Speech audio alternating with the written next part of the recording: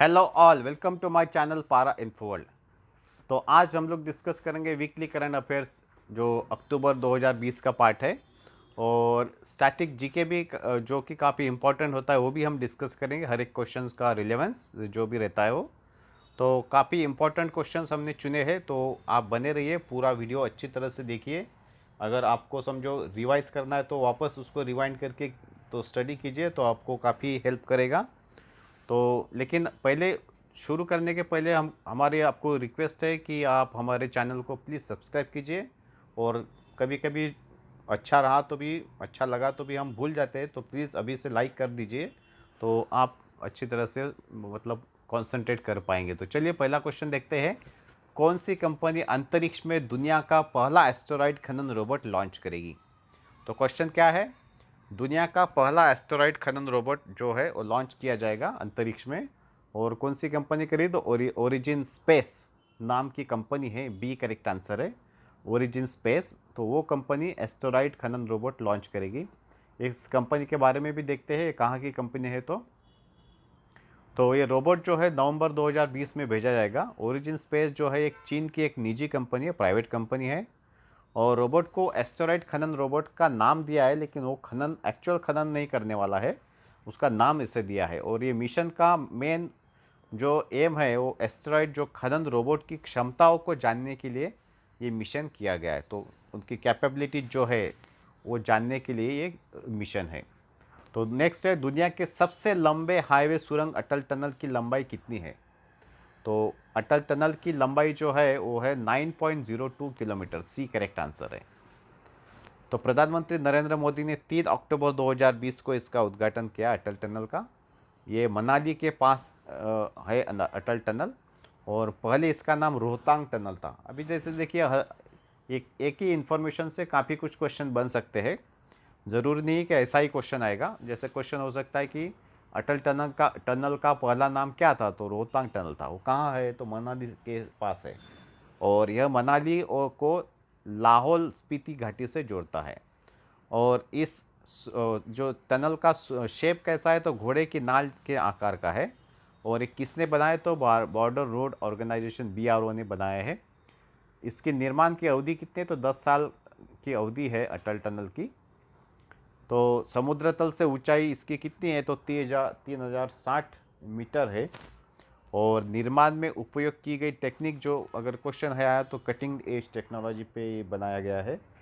और कितने कितने लेन वाली टनल है? तो सिंगल ट्यूब डबल लेन की है। टनल की चौड़ाई है 10.5 मीटर।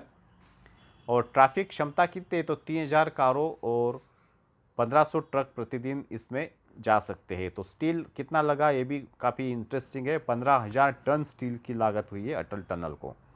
तो देखिए कितना मतलब बड़ा एकदम ये प्रोजेक्ट हुआ है अटल टनल।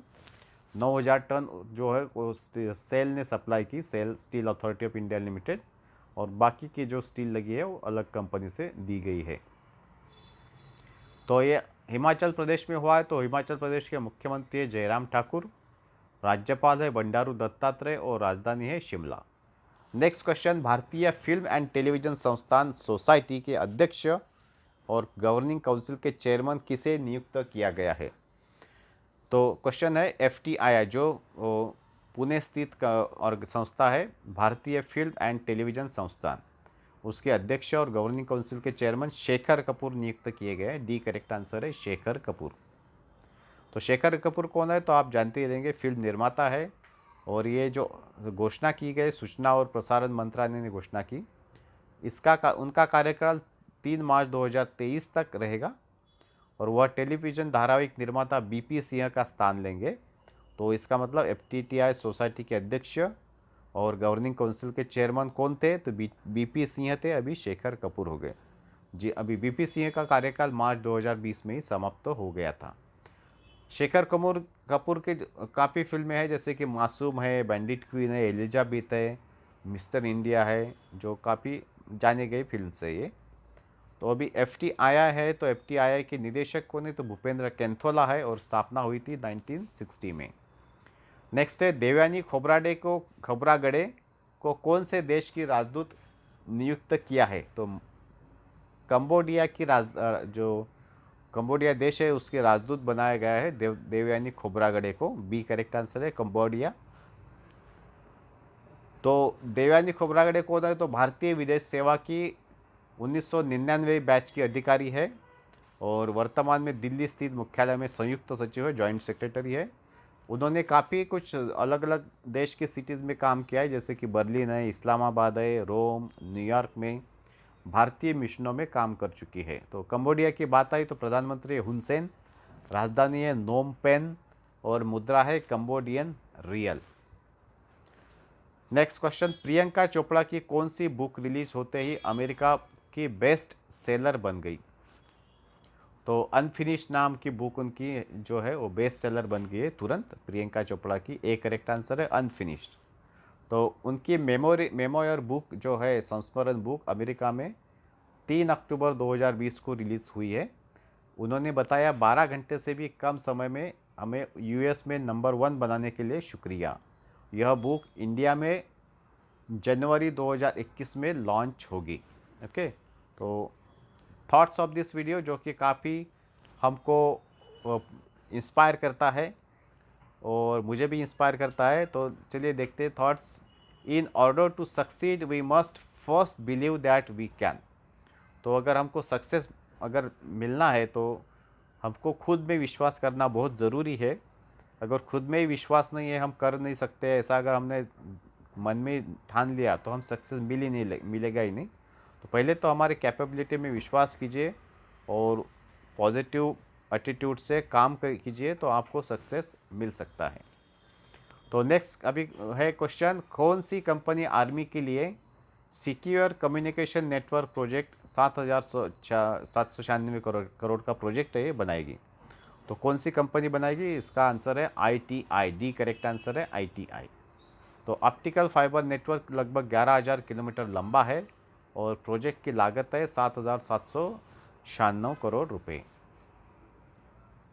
तो प्रोजेक्ट का नाम क्या है? तो एस्कॉन, जो कि army static switch communication network है, फेज 4।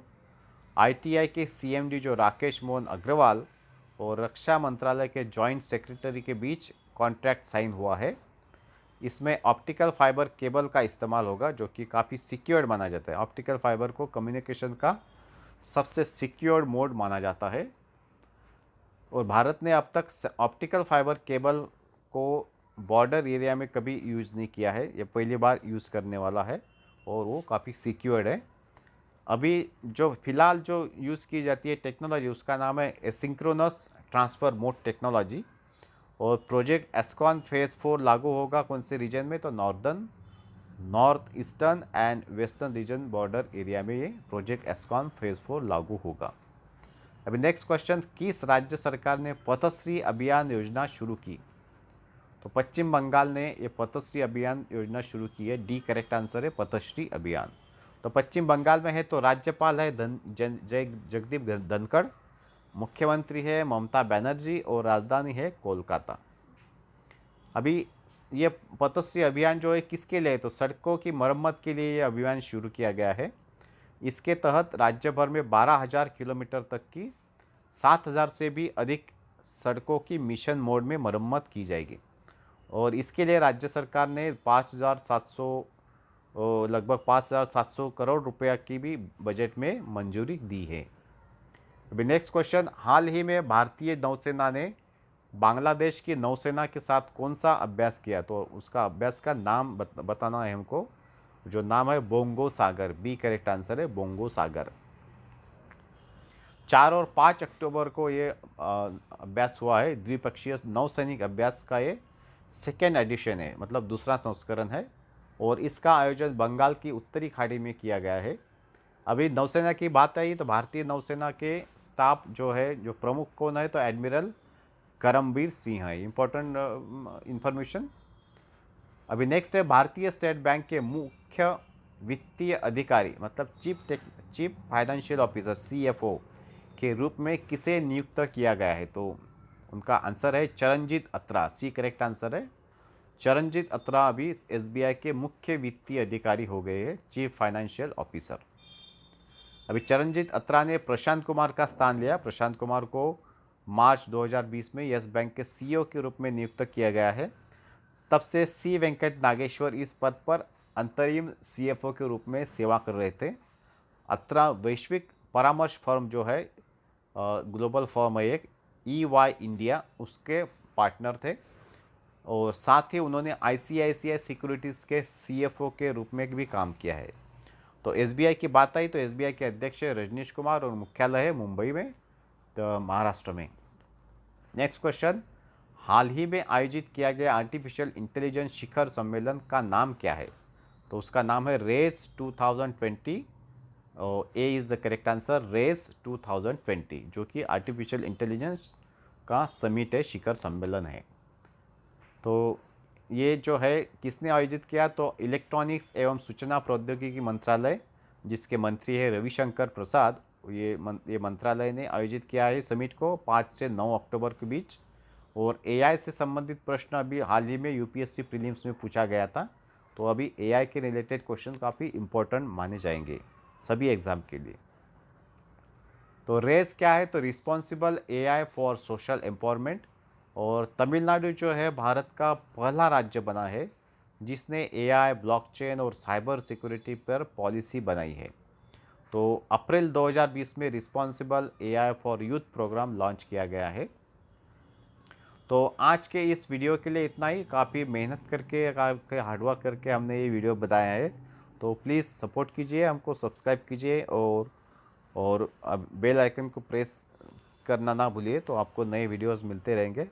और प्लीज़ लाइक कीजिए, जिसकी वजह से हमको भी मोटिवेशन मिलता है। और शेयर करना ना भूलिए, तो उनको भी उसका बेनिफिट मिलेगा, हमारे चैनल को भी फ़ायदा होगा। So thank you very much.